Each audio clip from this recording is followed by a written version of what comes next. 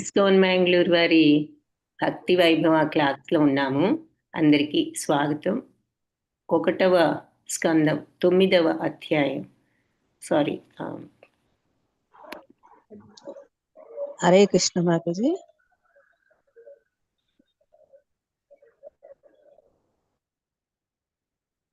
హరే కృష్ణ మాతాజీ. 10వ అధ్యాయంలో ఉన్నాము.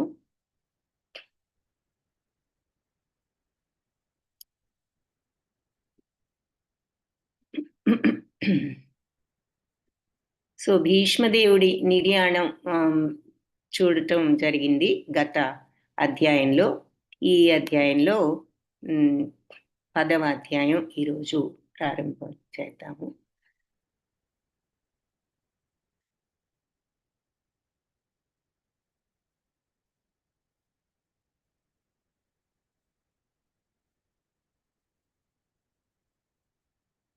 ఓం నమో భగవతే వాసుదేవాయ. ఓం నమో భగవతే వాసుదేవాయ. ఓం నమో భగవతే వాసుదేవాయ. ఓం నమో భగవతే వాసుదేవాయ. ఓం నమో భగవతే వాసుదేవాయ. ఓం నమో భగవతే వాసుదేవాయ. నారాయణ నమస్కృత్యం నరం చైవ నరోత్తమం. నారాయణం నమస్కృత్యం దేవీం సరస్వతీం వ్యాసం తతో జయముదీరయేత్.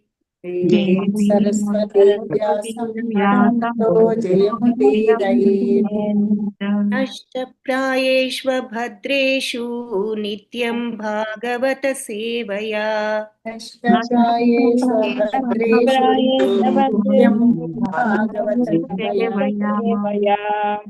భగవతి ఉత్తమ శ్లోకే భక్తిర్భవతి నైష్ఠికీ.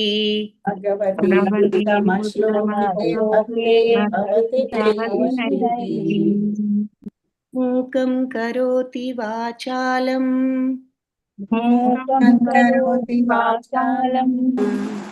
అంగుం లంఘయతే గిరం.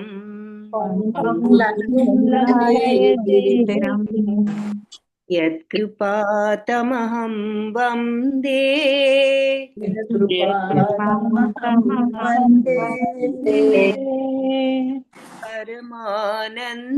పరమానందమాధవం.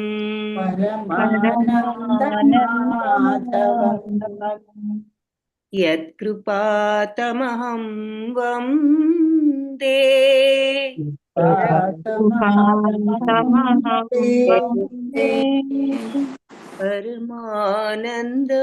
పరమానందమాధవం.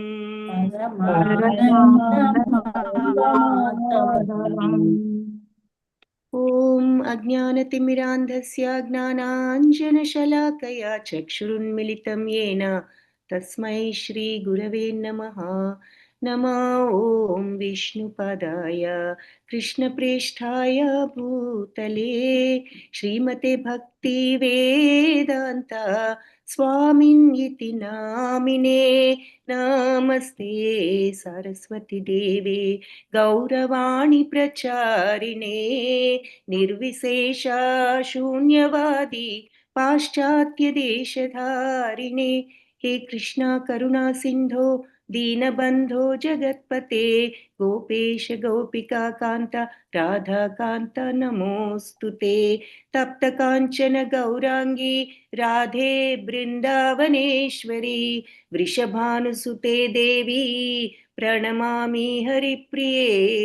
జయ శ్రీ కృష్ణ చైతన్య ప్రభు నిత్యానంద శ్రీ అద్వైత గదాధర్ శ్రీవాసాది గౌర భక్త బృంద.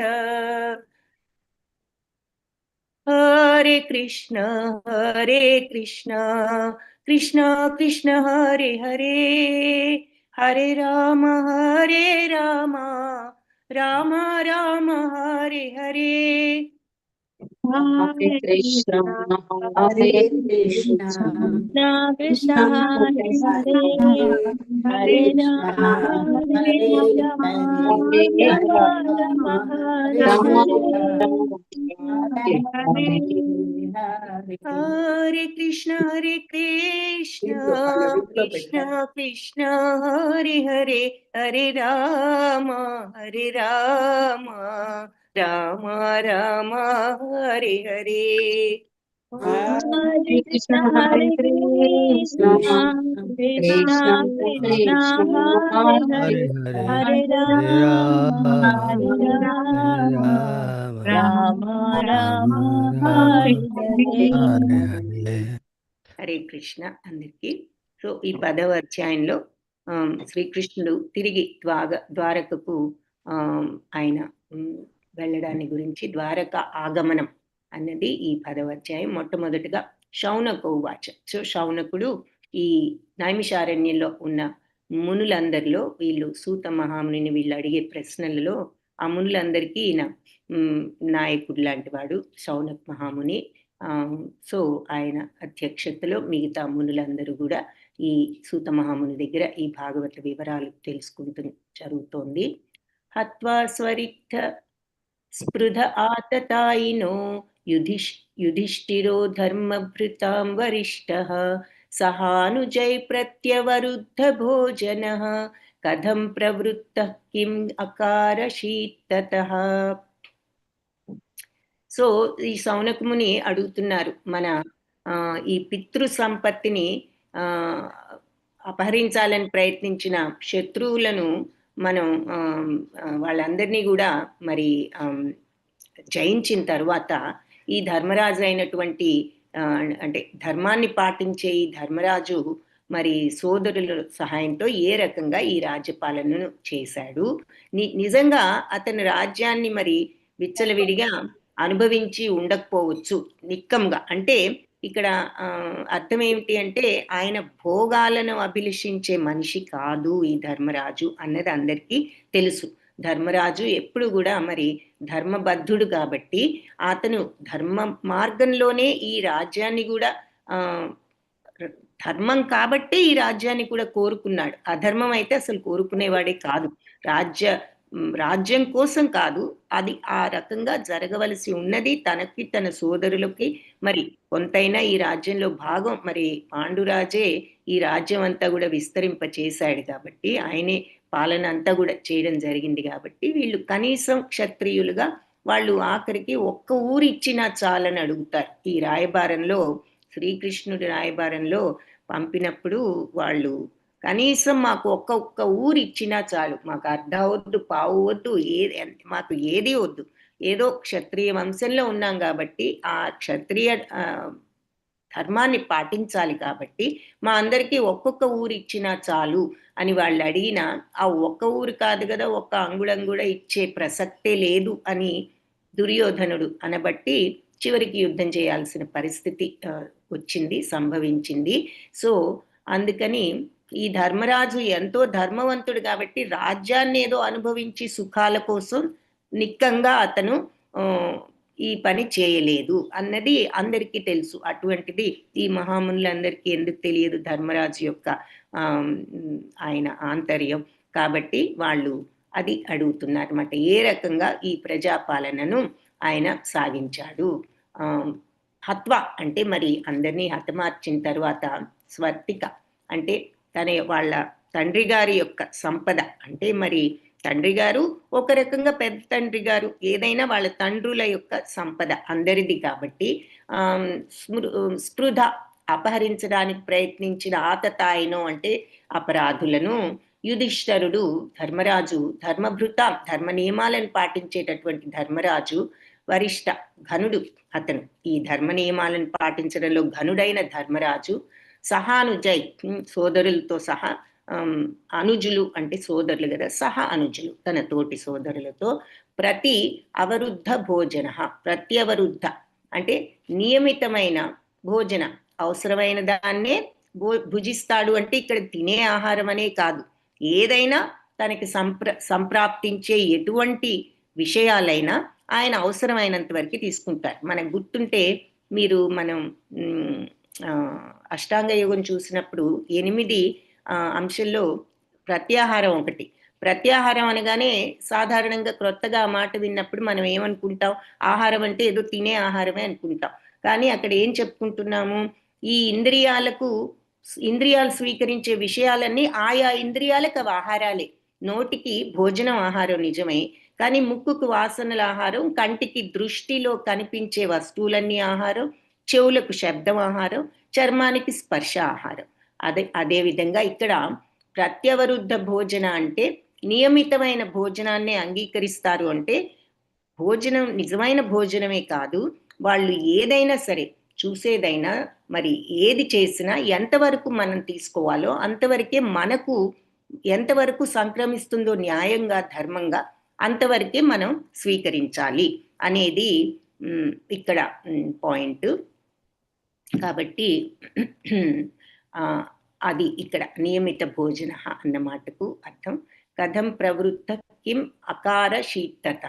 సో ఏ రకంగా నియుక్తులయ్యారు అంటే ఈ రాజ్య పాలనలో ఏ విధంగా నియుక్తులయ్యారు, అకార శీత్ అనర్చారు, తర్వాత తదుపరి తత అని చెప్తున్నారు. సో వీళ్ళు ఈ ధర్మరాజు ధర్మాన్ని పాటించడంలో ఘనుడైన ధర్మరాజు ఈ శత్రువులందరినీ, తన పితృ సంపదను అపహరించదలిచిన ఆతతాయిలందరినీ సంహరించిన తరువాత అతను ఏ రకంగా ప్రజాపాలనను సాగించాడు అని అడిగారు వీళ్ళంతా కూడా సూత మహామునిని. So okay, Hare Krishna. రాజేశ్వరి మాతాజీ భాష్యం చదువుతారు. మాతాజీ హరే కృష్ణ. ప్రణామాలు మాతాజీ. అనువాదము భాష్యం చదవను మాతాజీ. చదవండి మాతాజీ.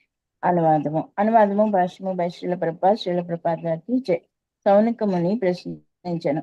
తన ధర్మబద్ధమైన పితృ సంపత్తిని అపహరింప యత్నించిన శత్రువులను దునుమాడిన పిమ్మట ధర్మభృతుడైన ధర్మరాజు సోదరుల సహాయంన ఏ విధముగా ప్రజాపాలనము కావించను. నిక్కముగా అతడు రాజ్యమును విచ్చలవిడిగా అనుభవించి ఉండకపోవచ్చును. భాష్యము. ధర్మాత్ములైన వారందరిలో ధర్మరాజు అత్యంత ఘనుడు. తత్కారణమున అతడు రాజ్య భోగమునకై జ్ఞాతులతో పోరు సల్పుటకు ఏమాత్రమూ ఇచ్చగింపలేదు. తన పితృ సంపత్తి అయిన హస్తినాపుర రాజ్యమును జ్ఞాతులు అపహరింప యత్నించినందున అతడు ధర్మము కొరకు యుద్ధమునకు దిగవలసి వచ్చెను.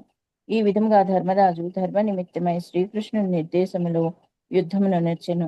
కాని జ్ఞాతులందరూ యుద్ధమున మరణించుటచే విఫల ఫలమును అతడు అనుభవింపజాలకపోయెను. కనుకనే సోదరుల సహాయమున అతడు కేవలము తన ధర్మమైనట్లుగా రాజ్యమును పాలించెను. రాజ్యభోగము అందుబాటులో ఉన్నప్పుడు ధర్మరాజు ప్రవర్తన ఏ రీతిగా నుండెనో తెలుసుకొనగోరినందున సౌనక ఋషికి ఈ విచారణము అతి ముఖ్యమై ఉండెను. హరే కృష్ణ. ధన్యవాదాలు. విజయ ఫలము విజయ ఫలము మాతాజీ. మీరు విఫల ఫలము అన్నట్టున్నారు. విజయ ఫలం. సరే ప్రభుజీ. హరే కృష్ణ. ఓకే, హరే కృష్ణ. విజయ ఫలమును అతడు అనుభవింపలే చాలకపోయాడు. సో మరి అందరూ పోయారనే దుఃఖంలో ధర్మరాజు కూడా ఉన్నాడు. అయితే మనం ఇంతకు ముందు చెప్పుకున్నట్లుగా అర్జునుడు ఈ విషయాలన్నీ ముందుగానే ఆలోచించి యుద్ధ ప్రారంభంలోనే అడిగాడు. ధర్మరాజు ఇప్పుడు అంతా జరిగిన తర్వాత ఆయన ఇలా జరిగింది అనేటటువంటి కొంత బాధలో ధర్మరాజు ఉన్నాడు. అయితే సోదరుల సహాయంతో మరి తన ధర్మం కాబట్టి రాజ్యాన్ని పాలించాడు, కానీ భోగాల కోసం అతను ఈ యుద్ధం చేయలేదు. యుద్ధం అయిన తర్వాత వచ్చిన రాజ్యాన్ని కూడా ఏదో భోగించాలనే ఉద్దేశంలో అతను చేయలేదు అనేది మనకి భాష్యంలో చెప్తున్నారు. అయితే రాజ్యభోగాలు అందుబాటులో ఉన్నా కూడా ధర్మరాజు ఏ రకంగా ప్రవర్తించాడు అనేది సౌనక ముని యొక్క ముఖ్య ఉద్దేశం అన్నమాట. ఆయన ఎలాగూ భోగాలు కావాలని అనుకునే మనిషి కాదు. కాబట్టి ఈ భోగాలన్నీ వచ్చిన తర్వాత ఆయన ఏ రకంగా ప్రవర్తించాడు అనేది తెలుసుకోవాలని కుతూహలపడుతున్నారు అన్నది మనకు అర్థమవుతుందని ఇక్కడ భాష్యంలో వివరిస్తున్నారు. సో దానికి ఆ ప్రశ్నకు సమాధానంగా సూత మహాముని చెప్తున్నారు. సూత ఉవాచ వంశం కురోర్వంశదవాగ్ని నిర్హృతం సంరోహయిత్వా భవభావనో హరిః నివేశయిత్వా నిజరాజ్య ఈశ్వరో యుధిష్ఠిరం ప్రీతమనా బభూవః. సో సూత మహాముని ఏం చెప్తున్నారు అంటే, మరి ధర్మరాజును ఆయన రాజ్యాన్ని కూడా పునఃస్థాపన చేసి ఈ క్రోధం అనేటటువంటి దావాగ్ని వలన ఈ నశించిపోయినటువంటి కురువంశాన్ని మళ్ళీ పునర్జీవనం చేసి సంతుష్ట చిత్తుడు అయ్యారు అని చెప్పి భగవంతుడు ఈ రకంగా చేయడం జరిగింది అని ఈ సూత గోస్వామి ప్రారంభంగా బిగిన్ చేశారనమాట ఆయన ఇచ్చే సమాధానాన్ని. సో వంశం కురోర్వంశ దవాగ్ని. సో సూత మహాముని ఈ కురువంశం వంశదవాగ్ని అంటే వెదురుతో చెలరేగితే దావాగ్ని ఎలా ఉంటుందో ఈ ఎండినటువంటి వెదురుతో నిర్హృతం ఆ రకంగా దహించిపోయినటువంటి నశించిపోయినటువంటి కురువంశాన్ని సంరోహయిత్వ అంటే దానిని మళ్ళీ పునర్జీవనం చేయడం భవభావన జగత్పాలకుడైనటువంటి హరి దేవదేవ్ అంటే భగవంతుడు నివేశయిత్వ ఆయన ఇటువంటి దహించుకుపోయినటువంటి ఈ కురువంశాన్ని ఆయన పునరుద్ధరించి నిజ రాజ్యే ఆ రాజ్యంలో భగవంతుడు ధర్మరాజును యుధిష్ఠరం ధర్మరాజును ప్రీతమన అంటే తన సంతుష్టాంతరంగుడై బభూవః అయ్యను అని చెప్పి చెప్తున్నారంటే భగవంతుడు ఇక్కడ ఆయన ఈ నశించిపోయినంటే మరి మొత్తం అందరూ పోవడం ఇది ఒక పెద్ద సంఘటన, మామూలు సంఘటన కాదు. మరి ఇంతమంది పోవడం ఇదంతా కూడా, కానీ అది ఆ రకంగా జరగాలని ఉంది. ఆ రకంగా అందరూ కూడా వాళ్ళ యొక్క ఈ కౌరవులు చేజేతుల ఆ పరిస్థితిని వాళ్ళు తెచ్చుకోవడం జరిగింది. ఇక వాళ్ళ అన్యాయానికి మరి అంతు అనేది లేకపోబట్టి చివరికి ఆ రకంగా మరి వాళ్ళ పాపాలను వాళ్ళు చెల్లించుకోవాల్సిన పరిస్థితి ఏర్పరచుకున్నారు.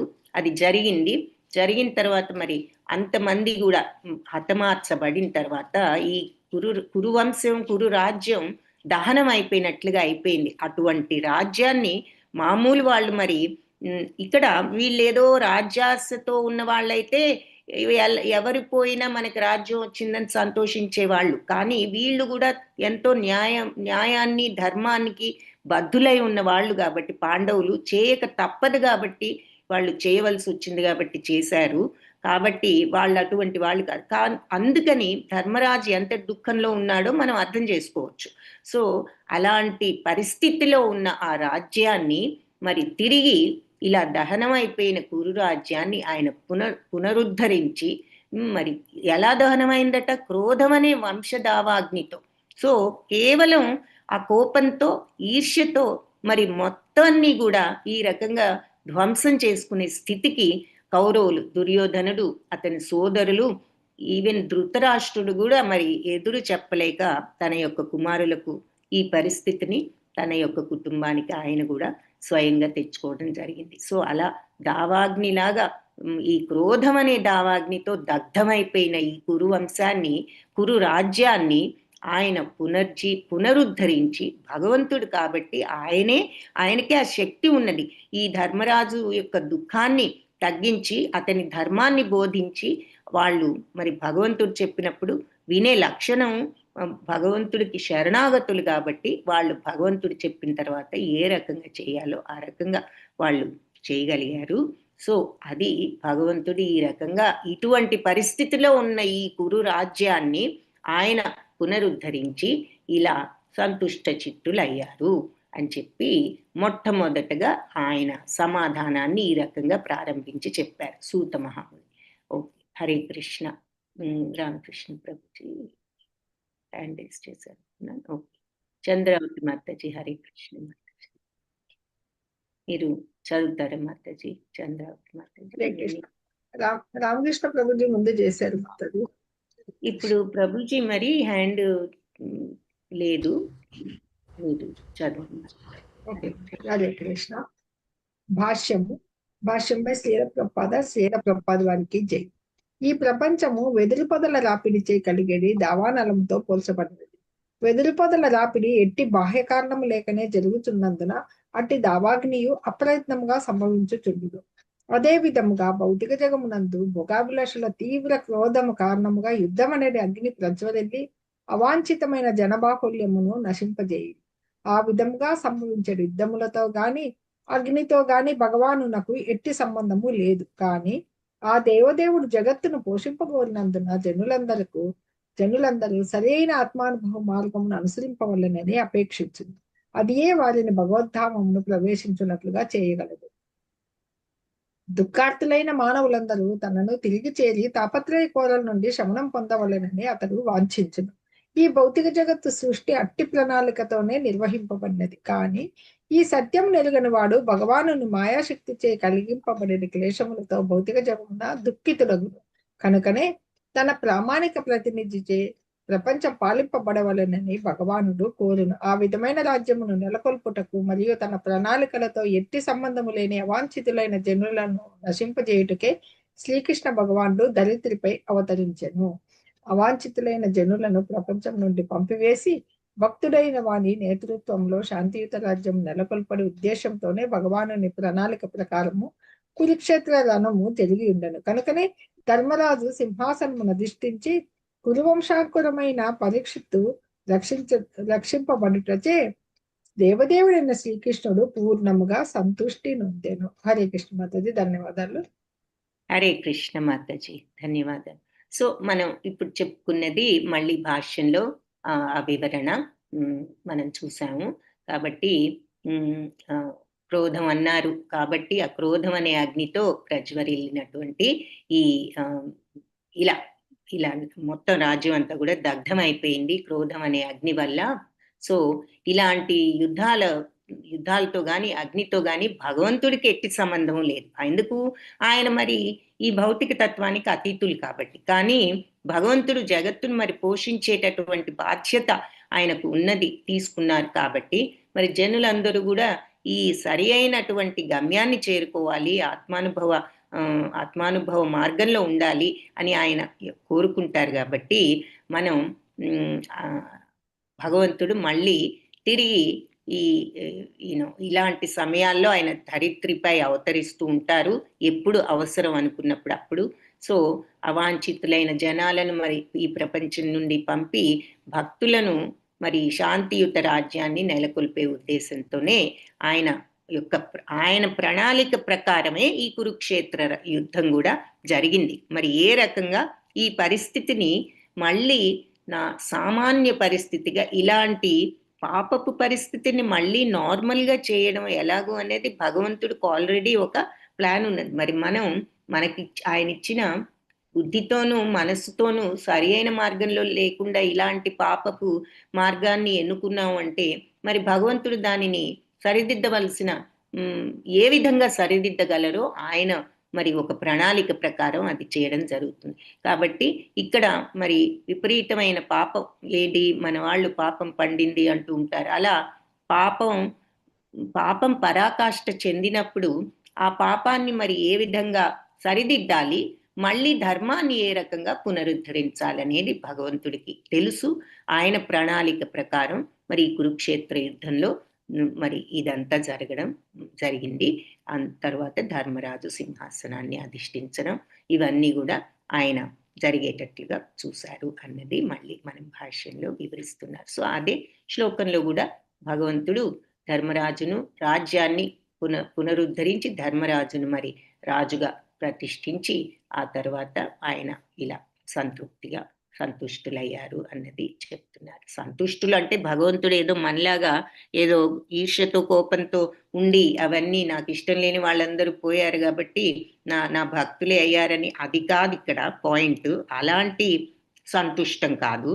ఆయన ధర్మాన్ని పునరుద్ధరించే మార్గంలో ఉన్నారు కాబట్టి తన యొక్క కర్తవ్యాన్ని, తన డ్యూటీని భగవంతుడు జరిపి ఆ రకంగా ఆయన తృప్తిగా ఉన్నారు అని చెప్తున్నారు. నిశమ్య భీష్మోక్తమధాచ్యుతోక్తం ప్రవృత్త విజ్ఞాన విధూత విభ్రమః శశాసగామింద్రైవాజితాశ్రయః పరిధ్యుపాంతామనుజానువర్తితః. సో భీష్ముడు, అచ్యుతుడైన భగవంతుడు వీళ్ళందరూ పలికిన దానిని బట్టి అంటే మరి భీష్మ పితామహుడు కూడా చాలా విషయాలు చెప్పడం జరిగింది కదా ధర్మరాజుకు, ఏ రకంగా నువ్వు పాలించాలి అన్నది మరి లాస్ట్ చాప్టర్లో మనం చూసాం. చాలా విషయాలు చెప్పడం జరిగింది ధర్మరాజుకు. సో ఆయన భగవంతుడు చెప్పిన విషయాలతో జ్ఞానవంతుడై ధర్మరాజు సందేహాలన్నీ కూడా ఇప్పుడు ధర్మరాజుకు నశించాయి. భగవద్గీతలో మరి యుద్ధ ప్రారంభంలోనే ఈ సందేహాలు వస్తే అర్జునుడికి భగవద్గీత చెప్పడంతో అర్జునుడి సందేహాలని నశించాయి. అప్పుడు నా సందేహాలన్నీ పోయాయి, కరిష్యే వచనం తవ అంటాడు కదా, నీ చెప్పినట్లు చేయడానికి సిద్ధంగా ఉన్నాను నీ మాట ప్రకారం అని. సో అలా ముందుగా ఆయనకు ఇదంతా జరిగిన తర్వాత ఇప్పుడు ధర్మరాజు బాధపడుతున్నప్పుడు వీళ్ళు ఏ రకంగా వీళ్ళ మాటలతో ఆయన సందేహాలన్నీ కూడా నశించి పూర్ణ జ్ఞానానికి సంబంధించిన విషయం. సో సందేహాలు నశించడం అంటే పర్వాలేదు, ఇది మంచిదేనన్నారు, ఇక రాజ్యం నీదేనన్నారు, సో రాజ్యాన్ని అనుభవిద్దాము అని ఆ రకమైన ఆలోచన కాదు ధర్మరాజుది. సో ఈ బాధ ఇవన్నీ కూడా ఈ జరగాల్సింది కాబట్టి ఈ రకంగా ఇదంతా భగవంతుడి యొక్క నిర్ణయం అని తెలుసుకుని తను ఏ రకంగా ఈ రాజ్యాన్ని జ్ఞానంతో పాలించడం తన బాధ్యత తను గుర్తించడం జరిగింది.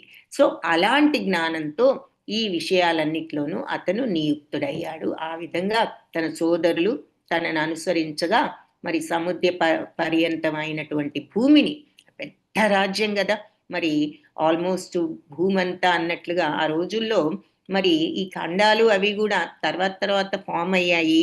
అన్ని భూమి కొంత వాటర్ ఉన్నా కూడా ఇంత క్లియర్గా ఇన్ని పార్ట్స్ గా డివైడ్ అయ్యి లేదు అప్పట్లో. సో తక్కువగా ఉంది అప్పట్లో ఈ డివిజన్. తర్వాత ఇంకా ఈ ఎర్త్ కూడా డివైడ్ అయిందని మనకి జాగ్రఫీలో కూడా మనం చూస్తాము. కాబట్టి అలా భూమిలో ఎక్కువ భాగం వీళ్ళ రాజ్యమే కాబట్టి సముద్ర పర్యంతమైన భూమిని అతడు చక్కగా పాలించాడు ఈ విధంగా సోదరులతో కలిసి. ఎలా భగవంతుడు భీష్ముడు చెప్పినటువంటి విషయాలను అర్థం చేసుకుని జ్ఞానం తెచ్చుకుని ఆ రకంగా ఇతను పాలించాడు. నిశమ్య భీష్మోక్తం అంటే నిశమ్య విన్న తర్వాత ఏమిటి, భీష్మ ఉక్తం అంటే భీష్ముడు చెప్పినది విన్న తర్వాత, అచ్యుతోక్తం అచ్యుతుడైన భగవంతుడు చెప్పినది కూడా విన్న తర్వాత, ప్రవృత్త విజ్ఞాన అంటే విజ్ఞానంలో నియుక్తుడయ్యాడు. విధూత విభ్రమాలన్నీ అంటే విభ్రమాలంటే భ్రమలు సందేహాలు అన్నీ కూడా విధూత వదిలిపోయి శశాస పరిపాలించాడు. ఈ సందేహాలన్నీ వదిలి జ్ఞానంతో కూడుకుని పరిపాలించాడు. దేనిని గామ్ అంటే ఈ భూమిని, ఇంద్రైవ అంటే ఇంద్రుడి వలె పాలించాడట ఈ భూమిని. అజితాశ్రయ అజితుడైన శ్రీకృష్ణునికి ఆశ్రయుడై ఆయనతో రక్షింపబడేవాడై పరిధి ఉపాంతం అంటే సముద్ర పర్యంతమైనటువంటి అనువర్తిత తనను అనుసరిస్తున్న సోదరులతో ఈ సముద్ర పర్యంతమైనటువంటి భూమిని పరిపాలించాడు. ఏ రకంగా, అజితాశ్రయుడై అంటే అజితుడైన భగవంతుడి శరణాగతుడై ఆయనకు ఈ భూమిని పాలించాడు. సో భగవంతుడికి శరణాగతుడుగా అతని భూమిని పాలించాడు కానీ ఏదో నేను రాజుని అనుభవిద్దాము అనే ఉద్దేశంతో కాదు. సో కరెక్ట్ గా భగవద్గీతలో మనకి ఏం చెప్తారు, నీ డ్యూటీని నువ్వు సక్రమంగా చేస్తూ భగవంతుడికి శరణాగత తత్వంతో ఉంటే అదే పరిపూర్ణత్వం అని 18th చాప్టర్లో చివర్లో భగవంతుడు మొత్తం సారాంశాన్ని అంతా కూడా సమప్ చేసినప్పుడు 2-3 శ్లోకాల్లో లాస్ట్దేమో ఏది మీ సర్వధర్మాన్ పరిత్యజ్య మామేకం శరణం వ్రజ అనేది చెప్పి దానికి ముందున్న 2-3 శ్లోకాలు కూడా ఇదే విషయాన్ని చెప్తాయి. మీరు మీ డ్యూటీని సక్రమంగా చేయండి సరి అయిన మార్గంలో. సరే ఎలా సరి అయిన మార్గం అంటే భగవదర్పితం అనుకుంటూ మనం ఏదో లాభం కోసం అని ప్రతిఫలం కోసం అని ఇది లేకుండా చేస్తూ భగవంతుడికి శరణాగతులు అయినప్పుడే మరి మనం ఏ పనైనా అలా చేయగలుగుతాం. కంప్లీట్ శరణాగత తత్వం ఉన్నప్పుడే. సో ఇది నాకు ప్రతిఫలం అనేది కాకుండా ఇది నా బాధ్యత, ఆయనకు నచ్చే విధంగా భగవత్ప్రీత్యర్థం భగవదర్పితం అనుకుని చేసినప్పుడు అదే పరిపూర్ణత్వం అని చెప్పడం జరిగింది. సో కరెక్ట్గా అదే విధంగా ఇక్కడ ధర్మరాజు ఈ రాజ్యాన్ని పాలిస్తున్నాడు అన్నది మనకు అర్థమవుతుంది అన్నమాట. సో సందేహాలన్నీ నశించి జ్ఞానానికి సంబంధించిన విషయాల్లో అతను మొత్తం జ్ఞానాన్ని అర్థం చేసుకుని భగవంతుడికి ఆశ్రితుడై అంటే శరణాగతుడై ఈ సముద్ర పర్యంతాన్ని పాలించాడు అని చెప్పి చెప్తున్నారు. సో హరే కృష్ణ. భవానీ మాతాజీ, ఇది కొంచెం భాష్యం పెద్దదిగా ఉంది. సో ఏం చేద్దామంటే కొంత చదువుదాము. First paragraph చదువుదాము. మొదటి పారాగ్రాఫ్ చదవండి మాతాజీ. ఓకేనా? తర్వాత చూద్దాం. హరే కృష్ణ మాతాజీ. కృష్ణ మాతాజీ ప్రణామాలు. భాష్యం శ్రీల ప్రపాదుల వారికి జై. జ్యేష్ఠపుత్రుని వారసత్వం అనేది ఆధునిక ఆంగ్లేయ చట్టం. ప్రథమ సంతానమునికే పితృ సంపత్తి అనేది చట్టము ధర్మరాజు సముద్ర పర్యంతముకు భూమిని పాలించే కాలమున కూడా వాడుకలో ఉండేది. ఆ రోజులలో హస్తినాపుర రాజే ప్రస్తుతపు న్యూఢిల్లీ అందరి భాగం. సముద్ర పర్యంతముకు భూమికి చక్రవర్తి అయి ఉండేవాడు.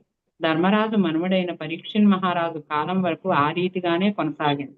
ధర్మరాజు అనుజ సోదరులు అతనికి మంత్రులుగా సేనానాయకులుగా వర్తించుచుండి ఆ విధముగా ధర్మయుతులైన ఆ రాజసోదరుల నడుమ పూర్ణ సహాయ సహకారములు ఉండేవి.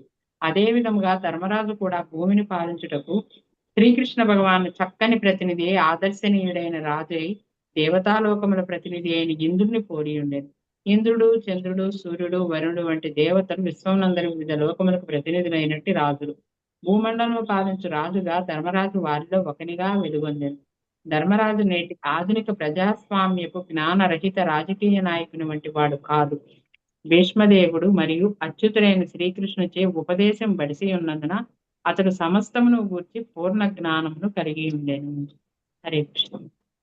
హరే కృష్ణ మాతాజీ. సో మనం ఇప్పుడు చెప్పుకున్నది భాష్యంలో ఇక్కడ చెప్పారు. ఏది ఆ రోజుల్లో మరి మొట్టమొదట పుట్టిన వాళ్ళకి ఇంగ్లీష్ లా ప్రకారం కూడా ప్రథమ సంతానానికే పితృ సంపత్తి అని చెప్తారు కదా. అంటే అందుకే మనం చూస్తాం ఏది క్వీన్ ఎలిజబెత్ కానీ ఇప్పుడు మళ్ళీ ఆవిడ సంతానం మరి కింగ్ చార్ల్స్ వీళ్ళంతా ఏంటి ఫస్ట్ పుట్టిన వాళ్ళకు మాత్రమే ఆ కింగ్ పొజిషన్ వస్తుంది. మనకు కూడా ఇదివరకటి నుంచి అదే పాటించేవారు. అయితే ఆ రకంగా మరి ధర్మరాజు అందుకనే మరి పాండురాజు అంతా పాటించినా కూడా తన అన్నగారిని ఏమీ ఆయన చూడలేకపోయినా ఆ చట్టం ప్రకారం ఆయనే రాజుగా ఉన్నాడు ధృతరాష్ట్రుడు.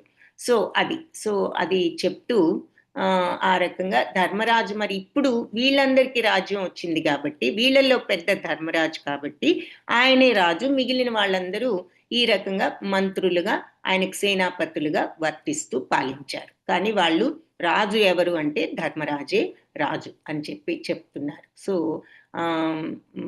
ఆ రకంగా వాళ్ళందరూ మరి వాళ్ళ అన్నగారికి సహకారం అందిస్తూ వాళ్ళు పాలించారు. మరి హస్తినాపురం అంటే న్యూఢిల్లీ అని మనందరికీ తెలుసు కదా, అదే విషయం ఇక్కడ చెప్తున్నారు. సో అది పరీక్షిత్ మహారాజ్ టైం వరకు కూడా వాళ్ళు అలాగే పాటించారు అని చెప్పి చెప్తున్నారు. అంటే పెద్దవాళ్ళు ఆ రకంగా ధర్మరాజు కూడా మరి భూమిని పాటించడానికి భగవంతుడు చక్కని ప్రతినిధిగా దేవలోకాల ప్రతినిధి అయిన ఇంద్రుడిని పోలి ఉండెను అని చెప్పి భగవంతుడికి ప్రతినిధిగా అంటే చక్కని ఆదర్శవంతమైన రాజుగా ఆయన ఇంద్రుడి వలె పాలించాడు అని చెప్పి చెప్తున్నారు. సో ఇంద్రుడు దేవలోకాన్ని ఏ విధంగా పాలిస్తాడు అంత గొప్పగా ఆయన పాలించాడు. కాబట్టి ఈ దేవతలందరూ కూడా విశ్వంలో రకరకాల లోకాలకు వాళ్ళంతా రాజులు కదా. ఇంద్రుడు ఏమిటి, చంద్రుడు, సూర్యుడు, వరుణుడు వీళ్ళందరూ. సో ఈ భూమండలాన్ని పాలించే రాజుగా ధర్మరాజు వాళ్ళల్లో ఒకరిగా వెలుగొందాడు. అంత గొప్పగా ఈ దేవతలతో సమానంగా ఈ భూమిని పాలించాడు అని చెప్పి చెప్తున్నారు. రాజకీయ ఉద్దేశాలు అవన్నీ ఆయనకు లేవు. ఆయన జ్ఞానంతో భీష్మదేవుడు, శ్రీకృష్ణుడు ఉపదేశాలు తీసుకున్నవాడు కాబట్టి పూర్ణ జ్ఞానంతో పాలించాడు. తర్వాత ఈ రోజుల్లో వాళ్ళు ఎలా ఉంటున్నారు నాయకులు, అటువంటి పరిస్థితి ధర్మరాజు అటువంటి స్థితిలో అది కాదు ఆయన యొక్క ప్రవృత్తి అన్నది చెప్తున్నారు. కామం వవర్ష పర్జన్య సర్వకామదుఘామహి నిశిచుస్మ వ్రజాన్ గావః పయసోదస్వతీర్ముదా. సో ధర్మరాజు ఆయన యొక్క పాలనలో మరి మేఘాలు ప్రజలకు ఎంత అవసరమో అంతవరకే వర్షాలు కురిసేవట. అలాగే మన భూమి కూడా మనుష్యుల అవసరాలను ఏది అవసరమో మనుషులకి అవన్నీ కూడా పుష్కలంగా ఉత్పత్తి చేసేది భూమాత కూడా. అలాగే మరి గోవులు కూడా ఎప్పుడు అందరికీ అవసరమైనన్ని పాలు ఇస్తూ ఉండేవి. పచ్చిక బయళ్ళు కూడా మరి పచ్చిక బయళ్లను కూడా పాలతో తడిపేంత సమృద్ధిగా గోవులు కూడా పాలు సమకూరుస్తూ ఉండేవి అందరికీ. ఆయన పరిపాలన అంత సమృద్ధిగా అందరికీ అన్ని వనరులు ఇచ్చేటటువంటి విధంగా ఉన్నది అని చెప్పి ఇక్కడ చెప్తున్నారు. కామం వవర్ష అంటే కావలసినంతగా కురిశాయట. పర్జన్య అంటే వర్షాలు ఎంత కావాలో అంత బాగా కురిశాయి. సర్వకామదుగా మహి అంటే అన్ని అవసరాలను కూడా ఉత్పత్తి చేసింది ఈ మహి భూమి. అలాగే నిశిచుస్మ అంటే తడిపాయట. ఏది? వ్రజాన్ పచ్చిక బయళ్లను, గావ అంటే గోవులు, పయస ఉదస్వతి అంటే క్షీర నిండిన పొదుగులతో అవి పచ్చిక బయళ్లను కూడా తడిపాయి ముదము నొంది. ఎందుకు? ఆనందంతో. అంత సమృద్ధిగా ఉన్నది ఈ రాజ్యం, ధర్మరాజు యొక్క రాజ్యం అని చెప్పి చెప్తున్నారు. సో నెక్స్ట్ శ్లోక. నద్య సముద్ర గిరయః సవనస్పతి వీరుదః ఫలంత్యోషధయ సర్వా కామమనృతు తస్య వై. సో నదులు, సముద్రాలు, గిరులు అంటే పర్వతాలు, సవనస్పతి అంటే వృక్షాలు, వీరుధ అంటే లతలు, ఫలంతి చురుకైనటువంటి ఔషధాలన్నీ కూడా సర్వము అన్ని రకాల ఔషధాలు, కామమన్మృతు అంటే మన అవసరాలను, ఆ తర్వాత ఋతువు తస్య వై అంటే నిశ్చయంగా ఈ రాజుకు అవి ఇచ్చాయి అని చెప్పి చెప్తున్నారు. సో నదులు, సముద్రాలు, పర్వతాలు, మరి అరణ్యాలు, లతలు అంటే వృక్షాలు, చెట్లు, ఇవన్నీ అన్నమాట. ఫలవంతమైన ఔషధాలు, ప్రతి ఋతువులో కూడా మరి ఈ రాజుకు పుష్కలంగా అవి తమ వంతు శిస్తు చెల్లించినట్లుగా ఇచ్చాయి అన్నింటినీ అని చెప్పి చెప్తున్నారంటే అవి కూడా ఏదో వాళ్ళ డ్యూటీ లాగా వాళ్ళకి కావలసినవన్నీ కూడా ఇవి సమర్పించాయి ఆ రాజుకు అని ఈ శ్లోకంలో చెప్తున్నారు. సో ఎంత సమృద్ధిగా సస్యశ్యామలంగా ఉన్నది ఈ పాండవులు ధర్మరాజు పాలించే ఈ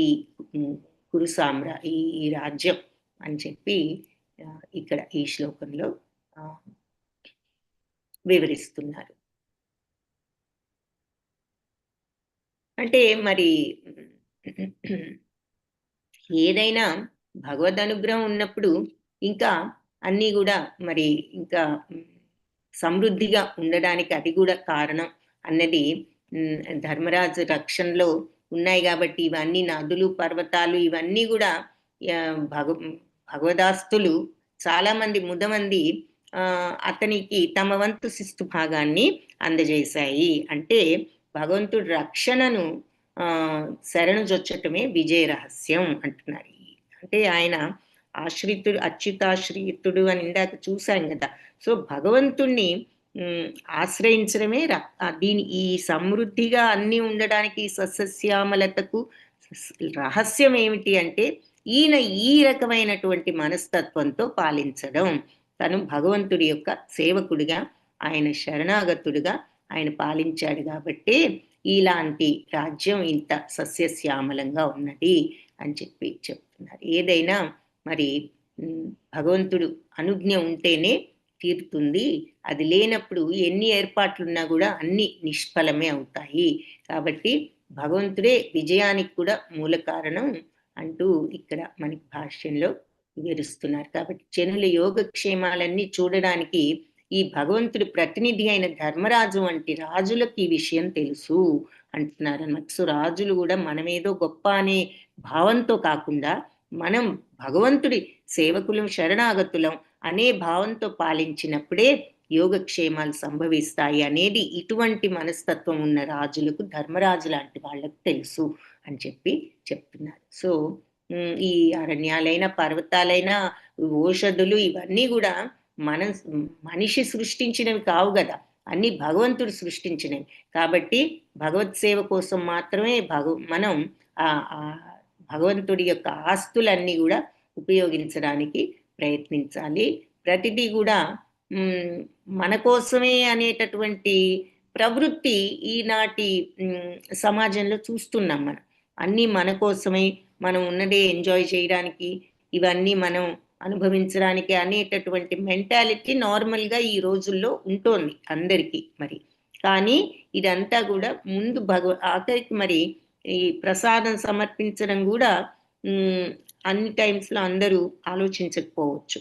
సో ముందు భగవంతుడికి అర్పించి మనం తీసుకోవాలి. ప్రతిదీ ప్రసాద భావంతో స్వీకరించడం అనేది మరి నార్మల్గా చేయవలసినది. కానీ ఈ రోజున మరి కలియుగంలో అటువంటి భావం తగ్గిపోతూ వచ్చింది అని చెప్తున్నారు. సో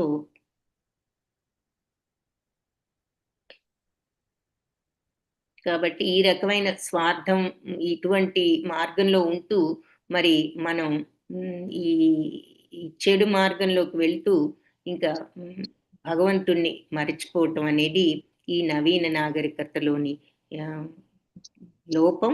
అది గుర్తించాలి. ఆ తరువాత మనిషి పరిశుద్ధతను తెచ్చుకుని ఈ అరాచకాన్ని తీసివేయాలి అంటే ధర్మరాజు లాంటి రాజు అడుగు జాడల్లో మరి అందరూ ఈ పాలించే నాయకులు కూడా అనుసరించవలసి ఉంటుంది అని భాష్యంలో చెప్తున్నారు. నెక్స్ట్ శ్లోక చూద్దాం. ఇక నాదయో వ్యాధయ క్లేశా దైవభూతాత్మహేతవః అజాతశత్రావ భవన్ జంతూనాం రాగ్నికర్హిచిత్. సో ధర్మరాజు అజాత శత్రు అంటే శత్రువులు లేనివాడు అని.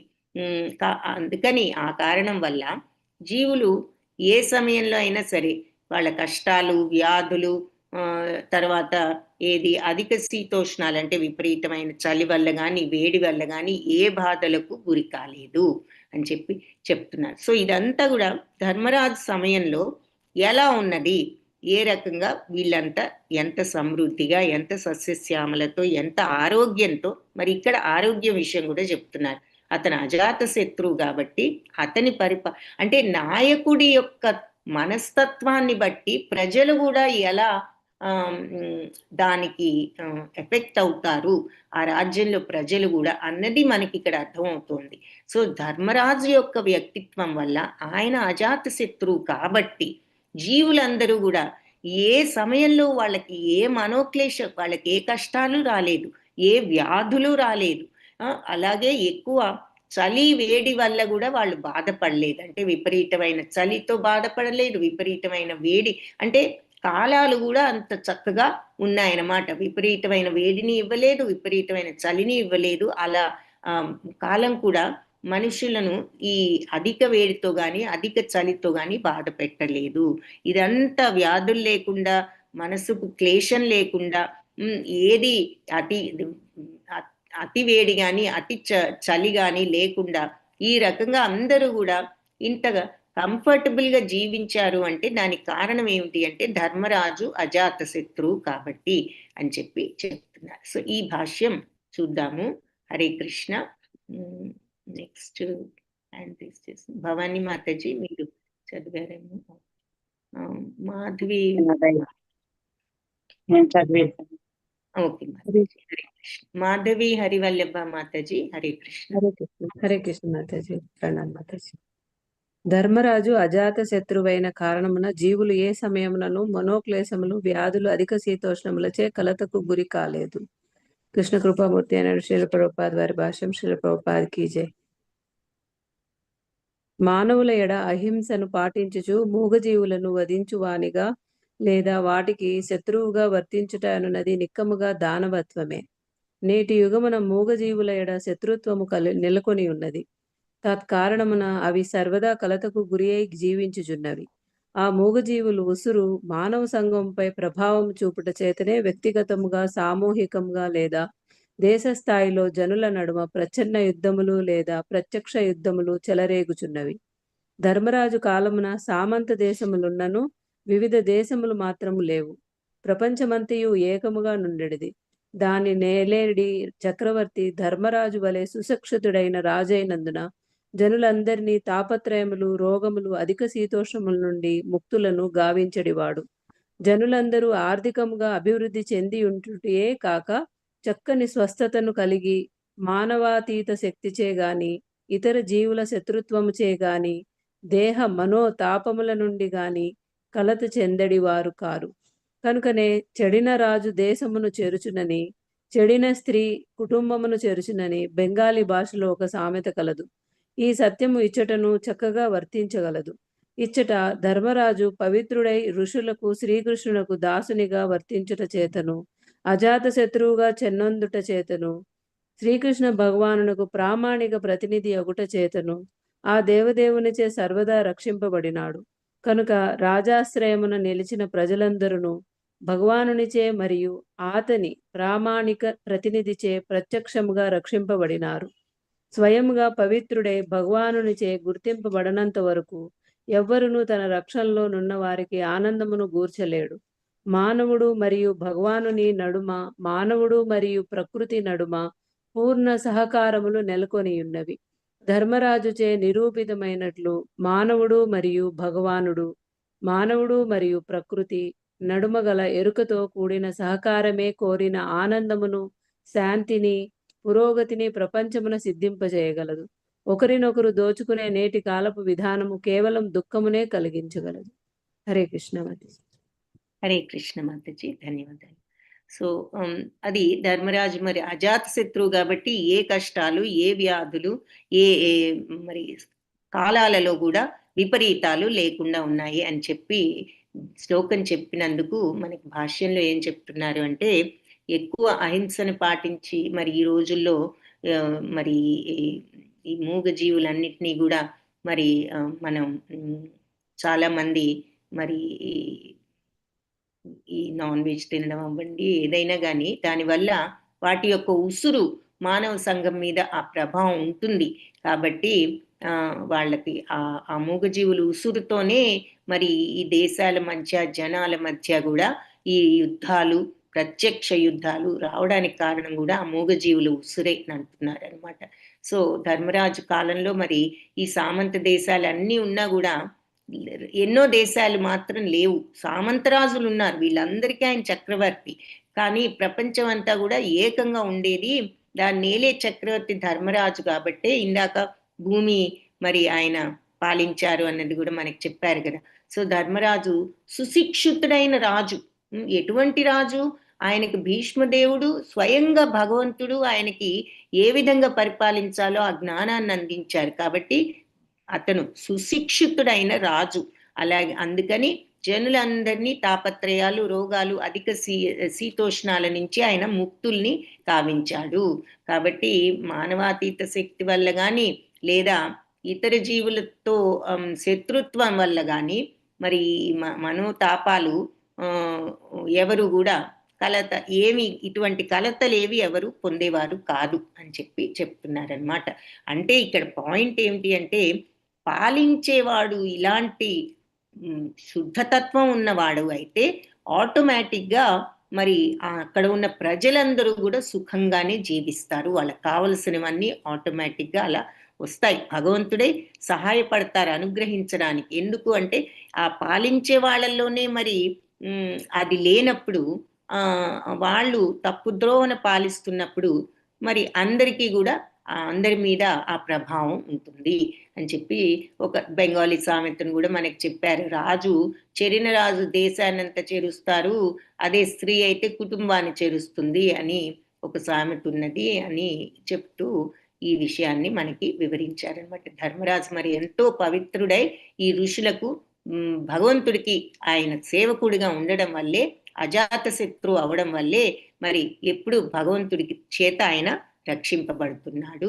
కాబట్టే ఆ ప్రజలందరూ కూడా ఇటువంటి ప్రతినిధి వాళ్ళకు ఉన్నాడు కాబట్టి వాళ్ళు కూడా రక్షింపబడుతున్నారు అని చెప్పి ఇక్కడ మనకి భాష్యంలో వివరించారు. ఉషిత్వా హస్తినపురే మాసాన్ కతిపయాన్ హరిః సుహృదాం చ విశోకాయ స్వసుశ్చ ప్రియకామ్యయా. సో బంధువుల్ని తన సోదరి అయిన సుభద్రను ఆనందపరచడానికి శ్రీకృష్ణుడు కొన్నాళ్ళు అక్కడ హస్తినాపురంలో నివసించారు. ధర్మరాజు మరి అభ్యర్థిస్తాడు కదా కొన్ని రోజులు తన దగ్గర ఉండమని.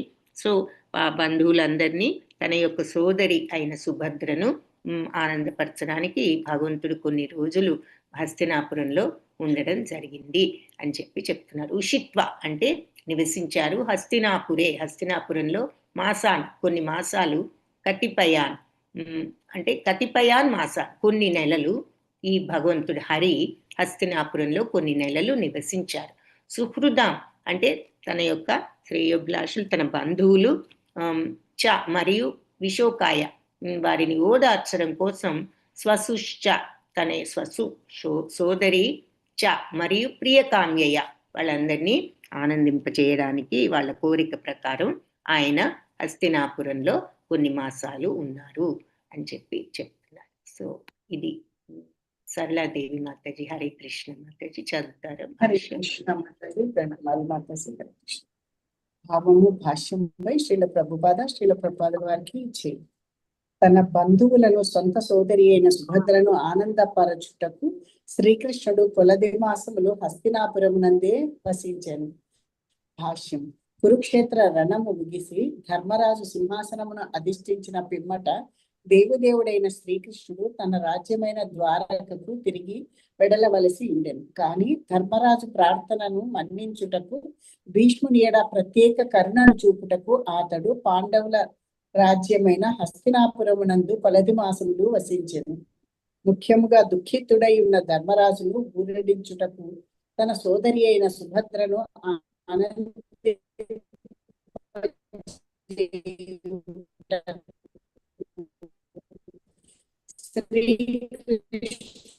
పిలుచుటకు చేయించుకున్నాడు.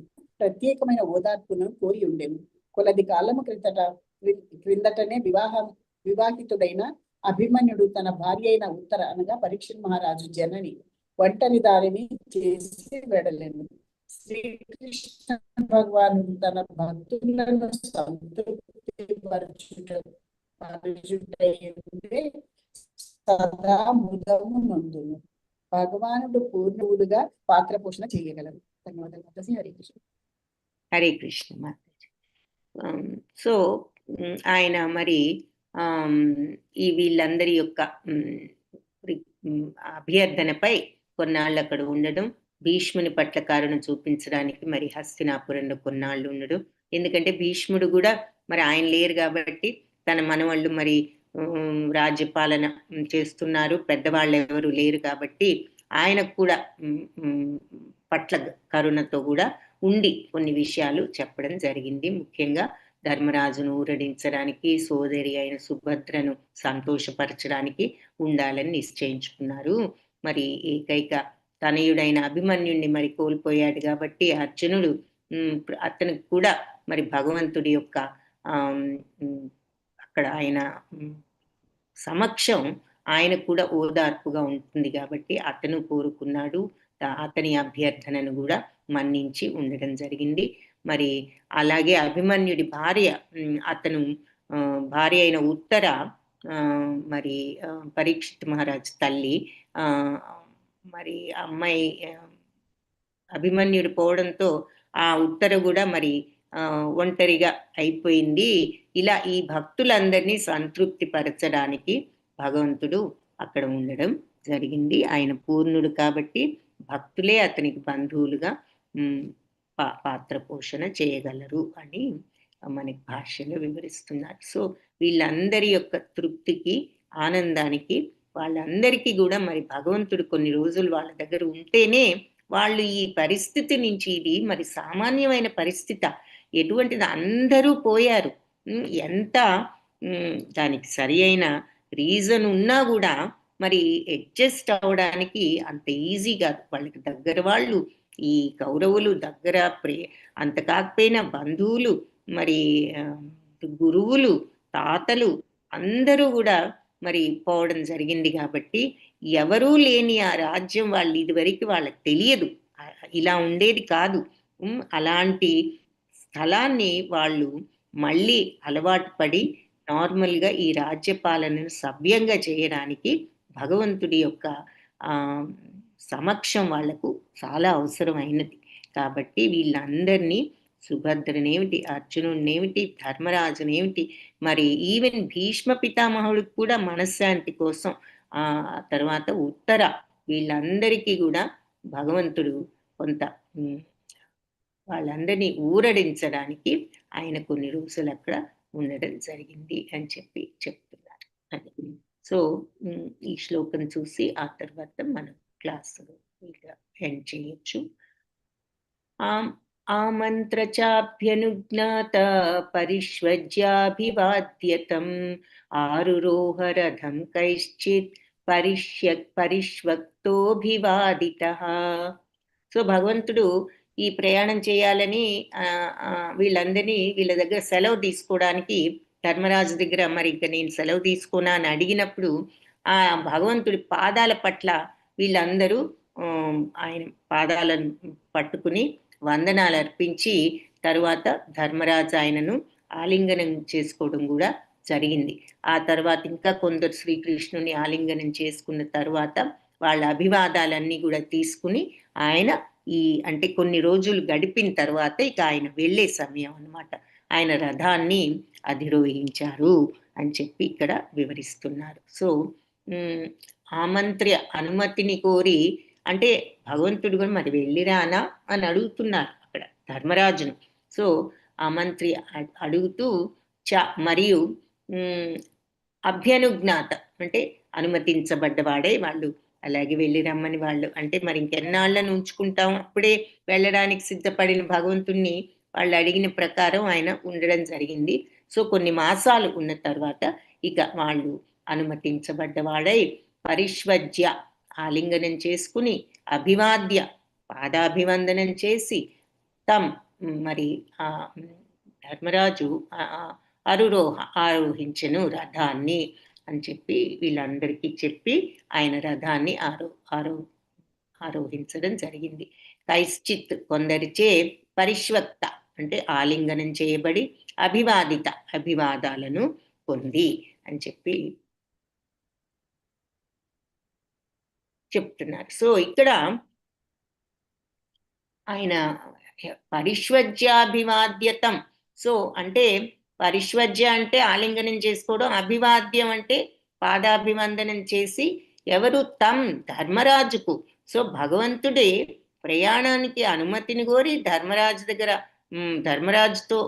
దగ్గర అనుమతి తీసుకున్న తర్వాత ఆ దేవదేవుడే ఆయన పాదాల చెంత వాలి వందనాలను అర్పించారు. అంటే భగవంతుడు మరి పిరప ధర్మరాజు ఆయనను ఆలింగనం చేసుకున్నాడు అని చెప్తున్నారు. అంటే ఆయన మరి ఇలా మానవుడిగా అవతరించినప్పుడు, మానవ రూపంలో అవతరించినప్పుడు తను ఇక్కడ ఉన్నారు కాబట్టి ఈ భూమి యొక్క నియమాలను ఏ రకంగా పాటిస్తున్నారు అన్నది మనకు అర్థమవుతుంది అన్నమాట.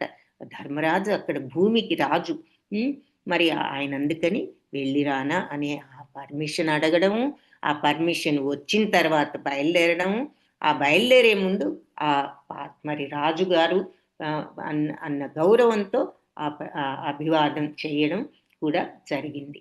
సో అది మనకి మరి భగవంతుడు స్వయంగా, అందుకే మనం యద్యదాచరతి శ్రేష్ఠ తత్తద్దేవేతరో జన అన్నారు.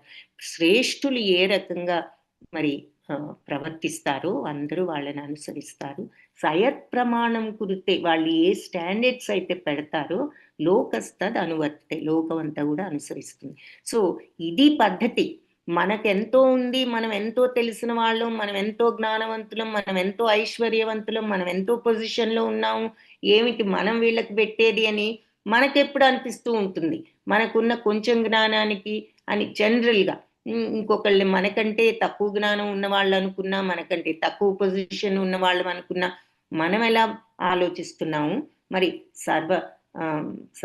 విశ్వానికే మరి సృష్టికర్త ఆయన భగవంతుడు, దేవాది దేవుడు, ఆయన మరి ఈ విధంగా చేశారు అంటే తన యొక్క ప్రవర్తనతో ఆయన మనందరికీ కూడా దారి చూపిస్తున్నారు. ఇది ప్రవర్తించవలసిన మార్గం అని చెప్పి. సో ఆ పాయింట్ ఇక్కడ ముఖ్యమైనటువంటి పాయింట్.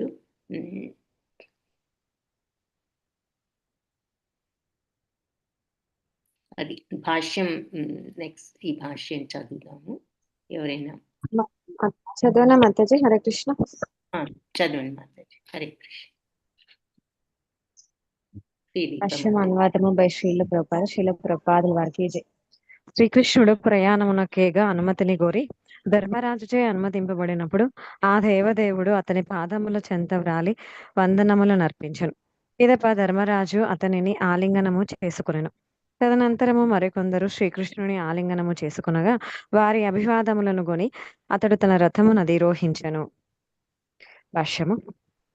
ధర్మరాజు శ్రీకృష్ణునకు జ్యేష్ఠమైన భావ కనుకనే ప్రయాణముగు సమయమున శ్రీకృష్ణుడు ఆ రాజపాదములకు వందనములొసగెను. శ్రీకృష్ణుడు సాక్షాత్తు దేవదేవుడని ఎరిగి ఉన్నను ధర్మరాజు అతనిని కనిష్ట సోదరుని వలె ఆలింగనము చేసుకొనెను. కొందరు భక్తులు ప్రేమతో తనను చిన్నవానిగా చూచినచో ఆ దేవదేవుడు మిక్కిలి ఆనందము నొందును. అతనికి అధికులు గాని సమూలు గాని లేరు. అయినప్పటికీ తన భక్తుల కన్నను చిన్నవానిగా పరిగణింపబడుటలో ఆ దేవదేవుడు ముదమందును. ఇవన్నీయును శ్రీకృష్ణ భగవానుని దివ్యమగు లీలలు. భక్తులు పోషించుడి అసాధారణ పాత్రను నిరాకారవాది అయిన వాడు ఏ మాత్రము ఎరుగజాలడు. భగవానితో సమవయస్కులైనందున భీమార్జునులు శ్రీకృష్ణుని ఆలింగనము చేసుకొనిరి. కానీ నకుల సహదేవులిరువురును శ్రీకృష్ణుని కన్నను చిన్నవారు కనుక పాదాభివందనము కావించిరి. హరే కృష్ణ. ధన్యవాదాలు మాతాజీ. హరే కృష్ణ. హరే కృష్ణ మాతాజీ, ధన్యవాదాలు. సో అది మనకి భాష్యంలో చెప్తున్నారు. మరి ధర్మరాజు పెద్దవాడు, వీళ్ళంతా పెద్దవాళ్ళు అందరూ ఆలింగనం చేసుకుంటే చిన్నవాళ్ళైన నకుల సహదేవులు ఇద్దరు పాదాభివందనం చేశారు. సో ఇక్కడ మనం వాళ్ళ బంధుత్వపు యొక్క మర్యాదలను పాటించారు వెళ్ళేటప్పుడు. సో వాళ్ళకి భగవంతుడని తెలిసినా కూడా ఇక్కడ వాళ్ళ బావ, వాళ్ళ బంధువు, వాళ్ళ ఆతిథ్యం స్వీకరించి ఆయన వెళ్తున్నారు, వీడ్కోలు చెప్తున్నారు. సో బంధువులకు ఏ రకంగా చెప్తారో అదే రకంగా వాళ్ళు చెప్పారు. భగవంతుడు అయినప్పటికీ కూడా ఆయన ఆ రకంగా ఇవన్నీ కూడా ఫాలో అవటం భగవంతుడు కూడా చేయడం జరిగింది. సో అది ఇక్కడ ఆ విషయం భాష్యంలో మనకి చెప్తున్నారు అనమాట. Hare Krishna. So I think 9 and 10 కూడా క్విక్గా చూసి క్లోజ్ చేద్దాం. ఓకే, 10 శ్లోకాస్ అప్పుడు గుర్తుంటాయి. సుభద్రా ద్రౌపదీ కుంతీ విరాట తనయా తథా గాంధారీ ధృతరాష్ట్రశ్చ యుయుత్సుర్గౌతమౌ యమౌ వృకోదరశ్చ ధౌమ్యశ్చ స్త్రియో మత్స్యసుతాదయః నసేహిరో విముహ్యంతో విరహం శాత్నధన్వనః. సో సుభద్ర, ద్రౌపది, కుంతి, ఉత్తర, గాంధారి, విరాట తనయ అంటే ఉత్తర విరాటుడు కుమార్తె కాబట్టి, తథ అలాగే గాంధారి, ధృతరాష్ట్రశ్చ అంటే ధృతరాష్ట్రుడు, యుయుత్సుడు, గౌతముడు, మరి ఆ తర్వాత యమౌ అంటే కవల సోదరులైనటువంటి నకుల సహదేవులు, వృకోదరుడు అంటే భీముడు, ధౌమ్యుడు చ మరియు స్త్రియో అంతఃపుర స్త్రీలందరూ, మత్స్య సుతాదయ అంటే మత్స్యకారుని తనే అయిన సత్యవతి అంటే భీష్ముడి యొక్క సవత తల్లి అనమాట ఆవిడ. సో ఆవిడ ఒక మత్స్యకారుడి కుమార్తె కదా. సో ఆవిడ పేరు సత్యవతి. సో ఆవిడ మత్స్యసుతాదయ అన్నారంటే మత్స్యకారుడి కుమార్తె అయిన సత్యవతి. ఎవడు ఆవిడ అంటే భీష్ముడి యొక్క సవతి తల్లి. నసేహిరే విముఖ్యంతో, వీళ్ళంతా నసేహిరే అంటే సహించలేకపోయారు, విముఖ్యంతో దాదాపు ఇక వాళ్ళు స్పృహ కోల్పోయినంత పని అయింది వాళ్ళకి. విరహం శార్గ్న ధన్వనః అంటే శార్గ్న ధన్వుడైన శ్రీకృష్ణుడి విరహంతో వాళ్ళు ఇక ఆల్మోస్ట్ మూర్ఛనొందినంత పని జరిగింది వాళ్ళందరికీ అంటున్నారు. సో సుభద్ర, ద్రౌపది, కుంతి వీళ్ళందరికీ. సో ఇది భాష్యము, మీనింగ్. హరే కృష్ణ. రస వినోదిని మాతాజీ, రాస వినోదిని మాతాజీ మీరు చదువుతారా? చదువుతాను. హరే కృష్ణ. ప్రణామం మాతాజీ. భాష్యముపై శ్రీల ప్రభుపాద్ గారికి జయ. జీవులకు అనగా ముఖ్యంగా భక్తులకు శ్రీకృష్ణుడే పరమాకర్షణుడైనందున విరహమును భరించుట వారికి అసాధ్యము. మాయాశక్తి ప్రభావుననే బద్ధజీవుడు శ్రీకృష్ణ భగవానుని మరవగలుగుతున్నాడు, లేనిచో అది అతనికి సాధ్యం కాదు. వర్ణనాతీతమైనట్టి అట్టి విరహ భావనను కేవలము భక్తులే అవగాహన చేసుకోనగలరు.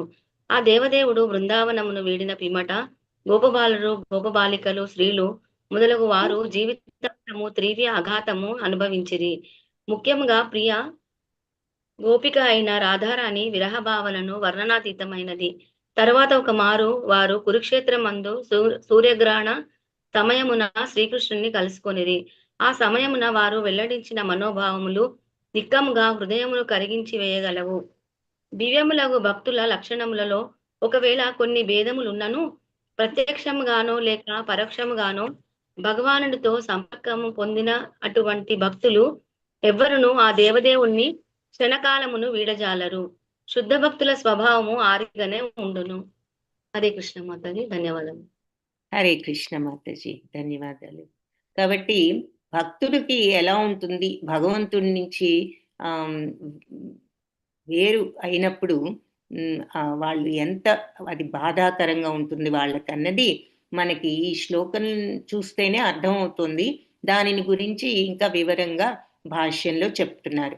మరి శ్లోకంలో చెప్పారు కదా, వీళ్ళంతా ఈ స్త్రీలు కొంతమంది భక్తులు, సుభద్ర సోదరి, ద్రౌపది సోదరి వంటిదే భక్తురాలు, కుంతీదేవి మేనత్త, ఉత్తర అభిమన్యుడి భార్య భక్తురాలు గాంధారి, మరి ధృతరాష్ట్రుడి భార్య, మరి ఆవిడ పాపం భక్తురాలు.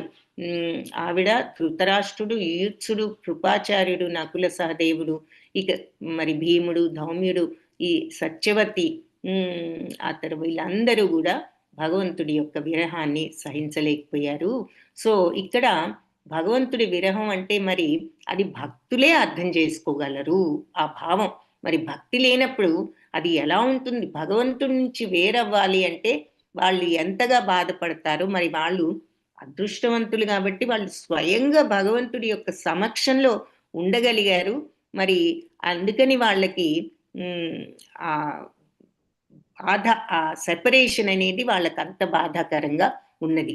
మరి బృందావనంలో కూడా మరి భగవంతుడు బృందావనాన్ని వదిలిన తర్వాత పాపం ఈ గోపబాలురు, గోప బాలికలు, స్త్రీలు వీళ్ళంతా కూడా ముఖ్యంగా రాధారాణి ఎంతగా భగవంతుడి యొక్క సన్నిధిని వాళ్ళు కోల్పోవడంతో ఎంత బాధపడ్డారనేది వర్ణనాతీతం అని చెప్తున్నారు ఆ భావన. కాబట్టి ఒకసారి వాళ్ళు మరి కురుక్షేత్రంలో సూర్యగ్రహణ సమయంలో శ్రీకృష్ణుని తర్వాత ఒకసారి కలుసుకోవడం జరిగిందట. ఆ సమయంలో వాళ్ళు వెల్లడించిన భావాలు ఎలా ఉన్నాయంటే మన చదివిన వాళ్ళు, విన్న వాళ్ళకి హృదయాలను కరిగించి వేసేటట్లుగా వాళ్ళు వాళ్ళ బాధను వ్యక్తం చేయడం జరిగింది. కాబట్టి దివ్యమైనటువంటి భక్తుల లక్షణాల్లో కొన్ని తేడాలు ఉండొచ్చు. భక్తులందరూ భక్తులే, కొన్ని లక్షణాల్లో తేడా ఉండొచ్చు, ప్రత్యక్షంగా కానీ పరోక్షంగా కానీ. భగవంతుడితో ఈ కనెక్షన్ పొందిన ఇలాంటి భక్తులు ఎవ్వరైనా సరే భగవంతుడిని వీడడానికి క్షణకాలం కూడా వాళ్ళు ఇష్టపడరు. శుద్ధ భక్తులు ఈ రీతిగానే వాళ్ళ స్వభావం ఉంటుంది అని చెప్పి భాష్యంలో వివరిస్తున్నారు. హరే కృష్ణ. వాంఛాకల్పతరుభ్యశ్చ కృపా సింధుభ్య ఏవ చ పతితానాం పావనేభ్యో వైష్ణవేభ్యో నమో నమః. హరే